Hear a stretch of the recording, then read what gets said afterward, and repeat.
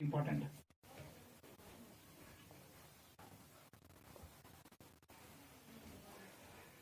ऐसे हम लिखते हैं लॉ ऑफ मास एक्शन। यह समझ मैं कर क्वेश्चन घर में और क्वेश्चंस करना। चलो let us derive law of chemical equilibrium.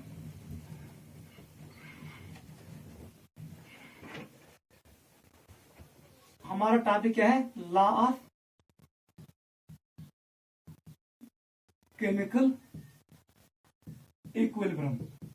इसका एक और नाम है इक्विलिब्रियम लॉ। क्या ब्याह नाम? Equilibrium law. ये भी याद रखो, बोर्ड के एग्जाम में आएगा डेरिवेशन। मैंने क्या रिलेशन लिखी थी? n1 times a, n2 times b, n3 times c, n4 times d। याद रखना, इट इज गैसवस। मैं इसको मान के चलता हूं गैसवस इट इज होमोजेनस इक्विलिब्रियम। सारे एक ही फेज में है। अगर इनमें कोई चेंज होगा तो बनेगा हेटेरोजेनस इक्विलिब्रियम। ठीक है, बताओ रेट ऑफ फॉरवर्डेशन किसके बराबर आएगा? It will be directly proportional. Forward के लिए ये है reactant, it is rate of forward reaction RF। बताओ बेटा किसके बराबर प्रोपोर्शनल आएगा? इट विल बी A, इसका कोएफिशिएंट क्या है? N1 इनटू B, इसका कोएफिशिएंट N2। इसको कहते हैं law of mass action. Rate of reaction is directly proportional to product of molar concentration of reactants, molar concentration of reactants where stoichiometric coefficient is raised to power. जहां पर हमने coefficient को डाला power में। समझा यवन? कुछ प्रोडक्ट आसन रिएक्टेंट हुंद मगर कोएफिशिएंट पे खाड़ी पावर में। बताओ बेटा किसके बराबर आएगा? Can I write? Equality sign में कन्वर्ट कर दो। It will be rate constant for forward reaction, it is KF। A का पावर N1, B का power N2, it will be equation number first. बताओ ऐसी रेट ऑफ बैकवर्ड रिएक्शन जिसको हमने denote किया RB से, rate of backward reaction it will be directly proportional. इसके लिए reactants of C and D है। यस, कंसंट्रेशन ऑफ C, इसका कोएफिशिएंट N3 है, into D concentration of D और उसका पावर N4। प्रोपोर्शनलिटी साइन को कन्वर्ट कर दो इक्वालिटी साइन में, क्या आएगा? Rate constant for backward reaction KB। अब C का पावर आएगा N3 इंटू D का पावर N4, इक्वेशन नंबर 2। समझ आवा?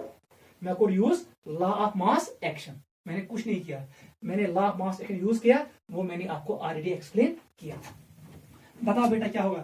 एट इक्विलिब्रियम, हमें पता है एट इक्विलिब्रियम। अब शॉर्ट में लिखेंगे ऐसे, हमें पता है rate of forward reaction equal to rate of backward. Rate of forward के बदले ये टर्म डालो, क्या बनेगा? It will be KF concentration of A N1 into B, उसका पावर N2 इक्वल टू, ये डालो, it is KB concentration of C power N3 concentration of D power N4। Same terms को एक साइड में ले आओ। Can I write? KF को divide कर दूंगा मैं KB से, क्लियर? इक्वल टू, यहां पर क्या बनेगा? It will be concentration of C product, ये D है, C का कोएफिशिएंट है N3, D का क्या है? N4। बताओ डिवाइडेड बाय रिएक्टेंट, रिएक्टेंट क्या है? A1, A का N1 है, B का N2। जो ये रेशो है KF बाई KB, इसी का नाम है बड़ा K। इसको हम शो करते हैं KEQ, it is equilibrium constant. इस इक्वेशन का नाम है लॉ ऑफ केमिकल इक्विलिब्रियम। यही होता है law of chemical equilibrium. Note करो, यही है डेरिवेशन।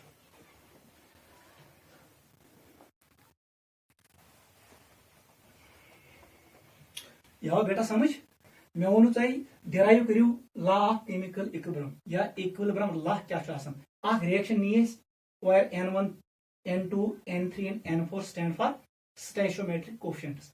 मैं वोन rate of forward reaction is directly proportional to product of molar concentration of reactants raised to their where coefficients are raised to their powers. Coefficient खाली power बनो ये law of mass action. एग्राम में equation के अपने बराबर A का power n1 into B का power n2. IC rate of backward reaction is directly proportional to concentration of C into concentration of D, where coefficients are raised to powers. Or equality must convert at near KB. Next by add equilibrium. Rate of forward equal to rate of backward. Rate of forward बदले लिखो ये term पानी और rate of backward के बदले मैंने अपनी term लिखी. सेम टर्म मैंने एक ही साइड के एफ करूँ डिवाइड के बी से कंसंट्रेशन टर्म मैंने राइट साइड में यूसी बनियो एग्राम के इक्विलिब्रियम कांस्टेंट. तो यह इक्वेशन बनी, इसी का नाम है chemical equilibrium law. Chemical equilibrium और इक्विलिब्रियम लॉ. नोट करो, लिखो डेफिनेशन. अब बताओ सी एंड डी क्या है, ये प्रोडक्ट्स है. ए एंड बी क्या है, रिएक्टेंट. लिखो definition of law of chemical equilibrium. It is ratio of, it is ratio of. पहले हम लिखेंगे इन टर्म्स ऑफ कंसंट्रेशन, फिर हम लिखेंगे इन terms of rate constant. It is ratio of product of, it is ratio, ये ratio होता है ratio of product of concentration of products where coefficients पूरा लिखो, where stoichiometric coefficients are raised to their powers, to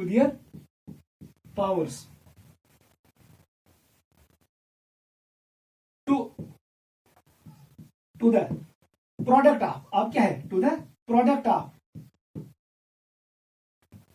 concentration of reactants. IC फिर लिखना wire stoichiometric coefficients are raised to their powers. Note करो, देख बेटा मैंने क्या लिखा, आसान. मैं look it is ratio of product. सुना रेशियो, ये यस रेशियो मत कमुक, ratio of product, ratio of product of concentration of products. ये किनकी कंसंट्रेशन है, प्रोडक्ट्स की, मगर उनका प्रोडक्ट लेना है. आओ लिख में ratio of product of concentration of products where stoichiometric coefficients are raised to their powers. ये मन पानो coefficient power. ठीक है. टू क्या है, ये फिर है product. To the product of concentration of reactants, concentration of reactants where stoichiometric coefficients are raised to their powers. कौशिक पे याद थाउन, ये कंसंट्रेशन ऑफ प्रोडक्ट्स तिहुंद coefficient divided by concentration of reactant तिहुंद कोएफिशिएंट. मैं इसको शॉर्ट में ऐसे भी लिख सकता हूं, ये होता है कंसंट्रेशन ऑफ प्रोडक्ट्स, ऐसे लिखो. यहां पर इनका कोएफिशिएंट होता है, डिवाइड कर दो कंसंट्रेशन ऑफ रिएक्टेंट उनका कोएफिशिएंट. यही मैंने लिखा डेफिनेशन में. क्लियर. सेकंड डेफिनेशन लिखो. Can I write it is ratio of rate constant for forward to rate constant of backward reaction. यह rate constant ratio. Point second definition लिखो. It is defined as ratio of rate constant of forward reaction to the rate constant of backward reaction.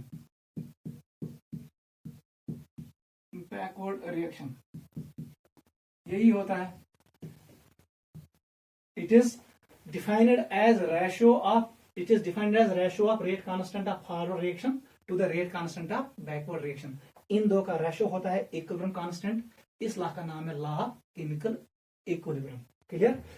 इसको हम concentration terms में भी show कर सकते हैं, इसको हम रेट कांस्टेंट के टर्म्स में भी शो कर सकते हैं. नोट करो, यहां पर एक पॉइंट याद रखना.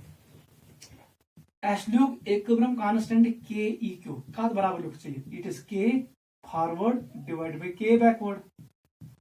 ये के ऐसे लिखते हैं, थोड़ा लंबा, थोड़ा ज्यूट, ठीक है। याद रखना कैटलिस्ट इसको चेंज करता है, रेट कांस्टेंट को। कैटलिस्ट चेंज करता है रेट कांस्टेंट ऑफ बैकवर्डेशन को भी, लेकिन कैटलिस्ट इक्विलिब्रियम कांस्टेंट को चेंज नहीं करता है। ये पॉइंट याद रखना है। कैटलिस्ट इसको चेंज करेगा, कैटलिस्ट इसको भी चेंज करेगा कैटलिस्ट, मगर इसको नहीं चेंज करेगा। No change by catalyst. जितना कैटलिस्ट फॉरवर्ड रिएक्शन को इंक्रीज करेगा, उतना ही कैटलिस्ट बैकवर्ड रिएक्शन को इंक्रीज करेगा with same extent. Ratio will again remain constant. So is be constant, equilibrium constant गژھِ change with catalyst कहीं। Catalyst changes rate constant, forward को भी इंक्रीज करेगा, बैकवर्ड को भी इंक्रीज करेगा with same proportion. Ratio again remains constant, मतलब ये equilibrium constant does not depend on catalyst. Note करो।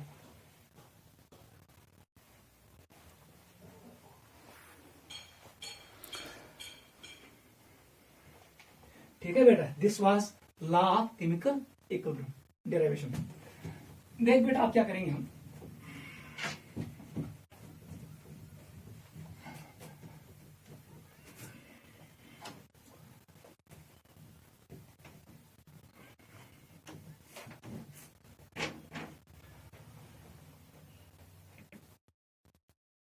N1 times A plus N2 times B, याद रखना, gives N3 times C plus N4 times D।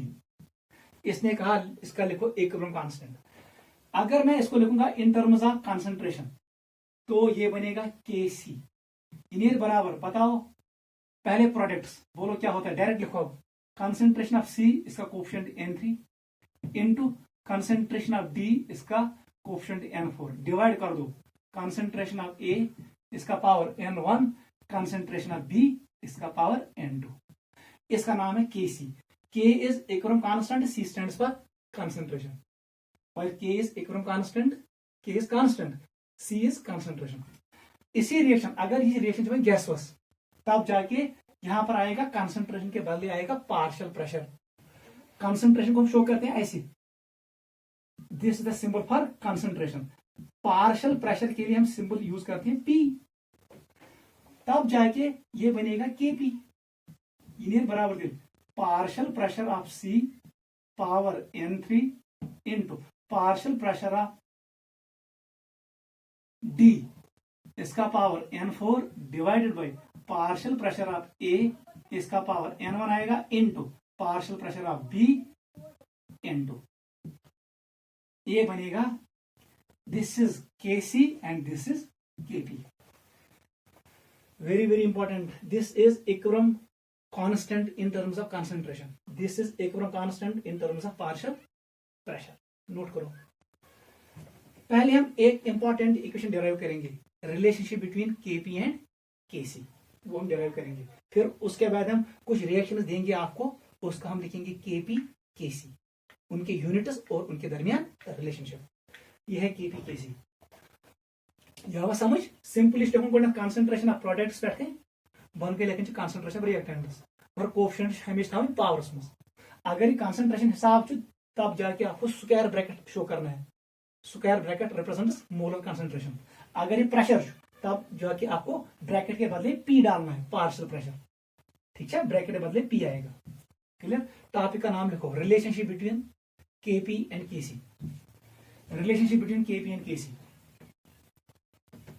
Relationship between Kp and Kc, relationship between Kp and Kc। देख कैसे करेंगे, देख बेटा, मैं यहीं पर इसको खत्म करूंगा। मुझे निकालना है relationship between Kp and Kc, यही मुझे निकालना है। इस इक्वेशन के लिए मैंने लिखा Kc, इसके लिए मैंने लिखा Kp। देखो बेटा, Kp और Kc कंसंट्रेशन और प्रेशर को कौन करता है रिलेट, आपको पता है, स्टेट्स मैटर में मैंने पढ़ाया, PV equal to nRT। It is ideal gas equation, ideal IgE। Clear.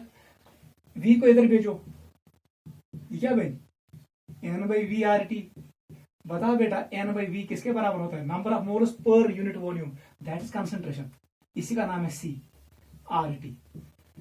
अभी मैंने बोला सी को कैसे डिनोट करते हैं? स्क्वायर ब्रैकेट से आर टी। ये हमारे पास फार्मूला आ गया।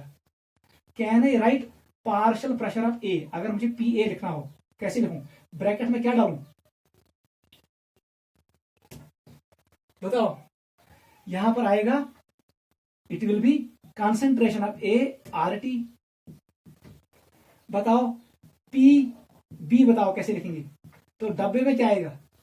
Concentration of B R T. P C लिखो, it will be concentration of C R T.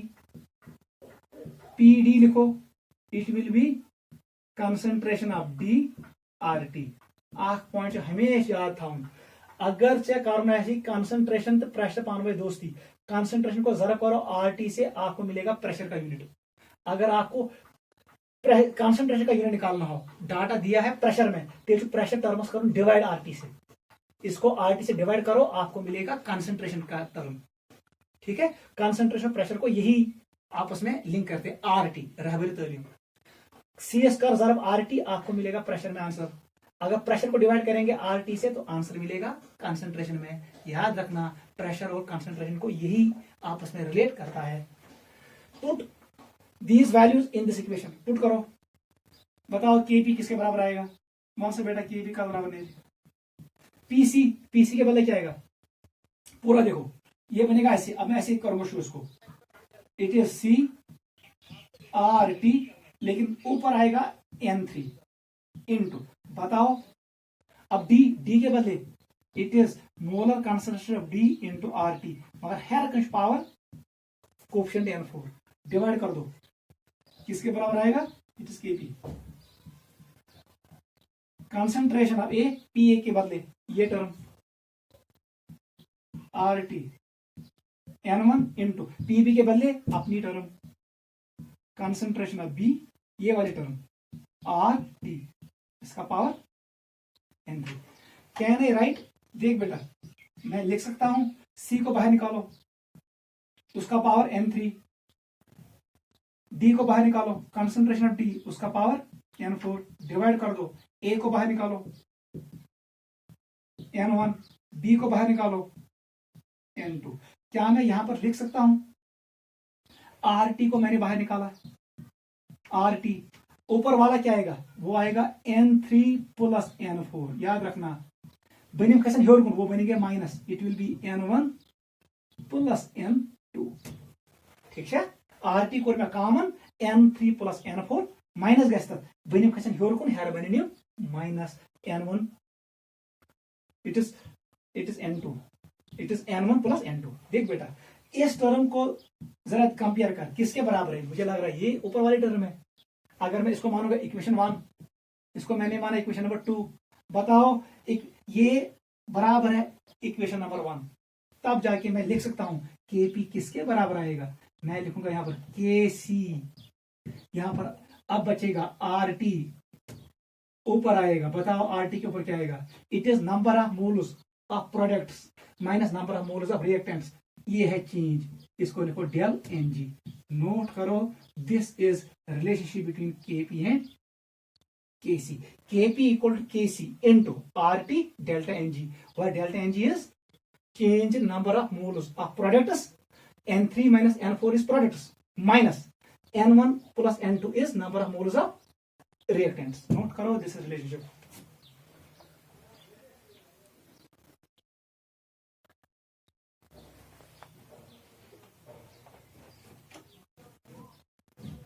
लिखो क्लियर बेटा, ये इक्वेशन मैंने दिया, इसके लिए मैंने लिखा केसी, डायरेक्ट लिखो KP in terms of law of mass action. अब मुझे निकालना है रिलेशनशिप। मैंने केपी एक वाले इक्वेशन में मैंने सब्स्टिट्यूट किया, पी ए का वैल्यू सब्स्टिट्यूट किया, पी बी का, पी सी का, पी डी का। वो कहां से किया? वो मैंने यहां से बनाया, because relationship between pressure and volume is this, volume and between pressure and concentration, ये रिलेशनशिप।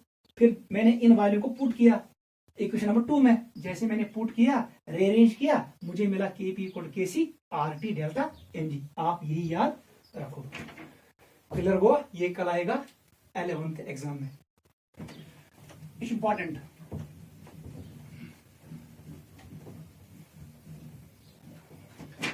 देख बेटा अब क्या हमने सीखा, बताओ क्या लिखा हमने, के पी कतो बराबर आसन वो डायरेक्ट याद थवन के सी इंटू आर टी पे क्या डेल्टा एन जी वारिया इंपॉर्टेंट इक्वेशन, बहुत बहुत इंपॉर्टेंट है, वेरी वेरी इंपॉर्टेंट। इसको मैं कर दूंगा स्टार, इंपॉर्टेंट इक्वेशन आपके एंट्रेंस के लिए।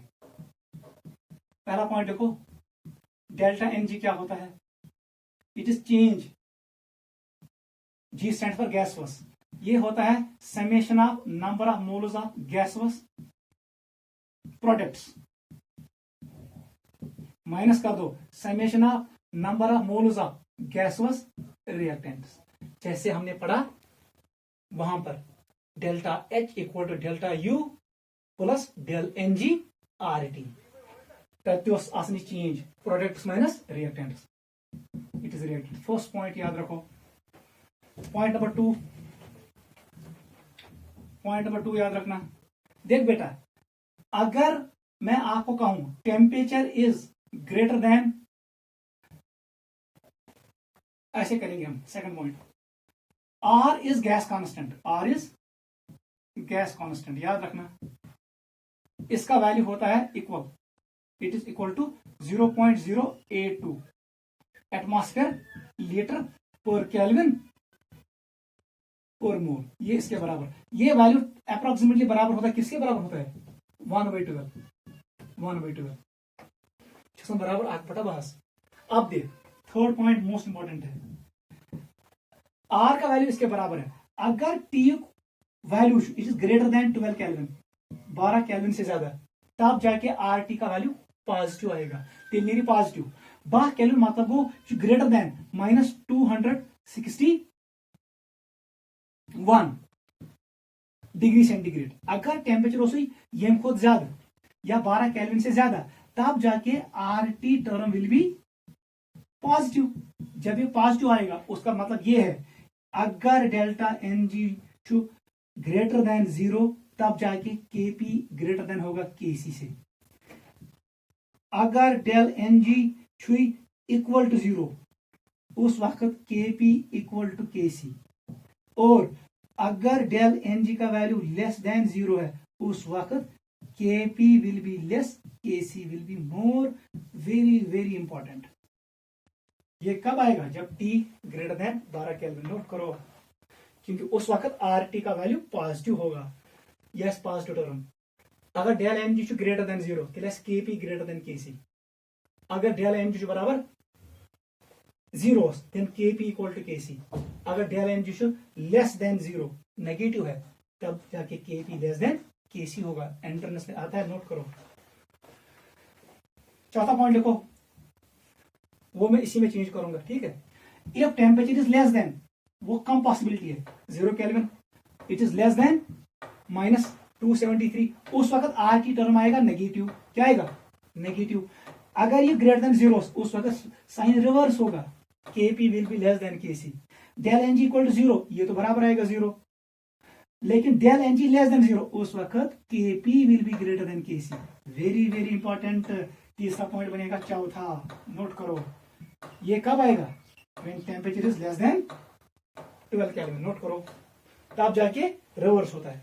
अगर del N G is greater than 0, plus के पी लेस देन के सी, क्योंकि आर टी का वैल्यू नेगेटिव है, ये बटा हो जाएगा, ये कम हो जाएगा।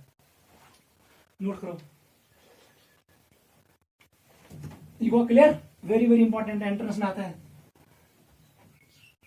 एसनिच ब्याह इक्वेशन, वेरी वेरी इंपॉर्टेंट। हम इसको शो कर सकते हैं इन टर्म्स ऑफ के एक्स, इसका नाम है मोल्स। ऐसे लिखो, के x is basically it is extent of reaction, ठीक है, के एक्स, या इन टर्म्स ऑफ मोल फ्रैक्शन के एक्स। इन्हें बराबर उस वक्त ये होता है पी टोटल के बराबर डेल्टा एन जी। याद रखना, ये भी इक्वेशन डायरेक्ट याद रखना। अगर बोले के सी बदल के एक्स, तो आर टी बदल total pressure P T, it is P T, where T is total, it is not temperature, it is total pressure, it is total pressure। याद है, अब देख बेटा, हमारे पास एक और कांस्टेंट है, उसका नाम है के एन। ऐसे चोर कांस्टेंट आसन के सी, के पी, के एक्स एंड के एन। याद रखना चोर। N stands for moles, X stands for mole fraction, P stands for pressure, C stands for concentration. Important point लिखो, if del N G equal to 0 then उस वक्त सारे बराबर होते हैं। K C equal to K P equal to K X equal to K N. याद रखना ये कब होता है? When del N G equal to 0। It is ज्यादा इंपॉर्टेंट।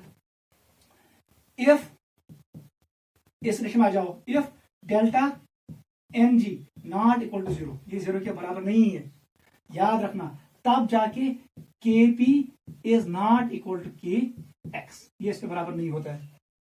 यहां पर एक पॉइंट हमेशा याद रखना, अगर के मैं प्रेशर बढ़ाता हूं, पीटी को मैंने इंक्रीज किया, तब जाके के एक्स डिक्रीज होगा, इनवर्स, क्योंकि इसको इसके बराबर रहना है। अगर मैंने प्रेशर इंक्रीज किया, ये कम हो जाएगा, ताकि यूरोज बी बराबर का केपीएस। केपी एंड केसी हमेशा याद रखना, it depends only on temperature. आगे पढ़ेंगे, ये सिर्फ किस पे डिपेंड करता है? टेम्परेचर। दुनिया में इसको कोई चेंज नहीं कर सकता है सिवाय टेम्परेचर की। क्लियर? एक्स रिलेशन खातिर delta N G not equal to 0, K P not equal to K सी। ठीक है, याद रखना। इसका मतलब है इट मीन याद रखना, के एक्स चेंजेस विद प्रेशर। याद रखना, वो दो प्रेशर के साथ चेंज नहीं होंगे। के P and K C does not change with pressure, but K X changes with pressure. Entrance में आता है, नोट करो।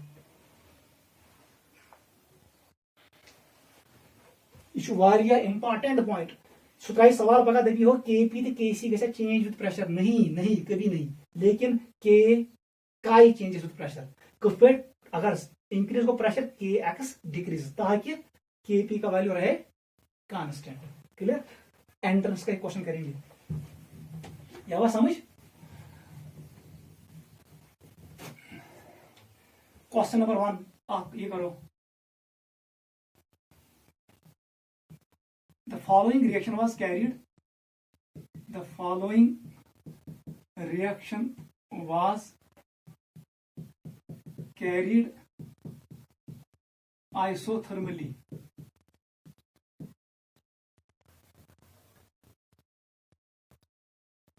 isothermally. If system undergoes compression, which equilibrium constant will change? Very important. First option is Kc, second option is Kp, third option is Kx, fourth is Kn, fifth is none. Reaction is this. Reaction is H2 plus I2 towards HI. ये है reaction. बताओ कौन equilibrium constant change होगा? Question आवा समझ? Reaction करें isothermally, मतलब temperature constant, temperature. अब इसने कंप्रेस किया, मतलब प्रेशर इंक्रीज किया। प्रेशर से क्या गैस बनी? आप पहले देखो number of moles, del N G. Since del N G in this reaction is equal to 0, Kp equal to Kc equal to Kx equal to Km। कोई चेंज नहीं होगा, ये चेंज, क्योंकि डेल एन जी बराबर 0, सब बराबर है। जब सारे बराबर, कोई चेंज नहीं होगा। समझ आवा? क्योंकि डेल एन जी बराबर 0 हो, एटनस कहने प्रेशर चेंज इफेक्ट को नहीं। अब मैं थोड़ा चेंज कर रहा हूं question, same question. If question same ऐसे लिखना, सिर्फ रिएक्शन चेंज करना। Reaction is this, N2 plus thrice H2 gives twice ammonia. Reaction same, question same, मैंने रिएक्शन चेंज किया। फर्स्ट ऑप्शन आपको यही बोलना है, कौन सा इक्विलिब्रियम कांस्टेंट चेंज होगा? Kc चेंज होगा, Kp चेंज होगा, Kx चेंज होगा, या Kn चेंज होगा कि none? Fifth option is none. बताओ क्या करोगे, सेकंड पार्ट में क्या करोगे, वेरी वेरी इंपॉर्टेंट। इस वाली रिएक्शन को देखो, डेल्टा एनजी का वैल्यू किसके बराबर है, 0 के बराबर नहीं है। डेल्टा एनजी का वैल्यू यहां पर नेगेटिव है, प्रोडक्ट्स में 2 है, रिएक्टेंस में कितने, 3 and 1, it is 4। Del N G का वैल्यू -2, मतलब इट्स नॉट इक्वल टू 0, ये 0 के बराबर नहीं है। अर्ली होने चाहिए में when delta N G is not equal to 0, pressure के चेंज कर, क्योंकि इसने कंप्रेशन किया, इसका मतलब इसने प्रेशर को बढ़ाया है, एक कांस्टेंट चेंज होगा, वो कौन सा, के एक्स विल चेंज। इसका आंसर आएगा के x will change. Which equilibrium constant will change, यहां पर के एक्स चेंज होगा, ऊपर वाले में कोई चेंज नहीं होगा, क्योंकि उस वाली रिएक्शन में नंबर ऑफ मोल्स कांस्टेंट है, नीचे वाली रिएक्शन में नंबर ऑफ मोल्स बराबर नहीं है। मैंने कहा when del N G not equal to 0, pressure के चेंज करने से के एक्स चेंज होगा, केपी और केसी कभी चेंज नहीं होगा, ये चेंज होगा सिर्फ विद चेंज इन टेम्परेचर। आगे पढ़ेंगे, उस इक्वेशन का नाम पड़ेगा वाट ऑफ इक्वेशन। अभी यहां तक आप रिवाइज करो, ठीक है। आज हमने पढ़ा types of equilibrium, physical equilibrium क्या होता है और केमिकल इक्विलिब्रियम क्या होता है, घर में खुद पढ़ना। What is homogeneous equilibrium, what is heterogeneous equilibrium. Homogeneous equilibrium is that equilibrium in which all species are in one phase, सारी आसन लिक्विड, ये आसन सारी गैस, ये आसन सारी सॉलिड्स, ठीक है।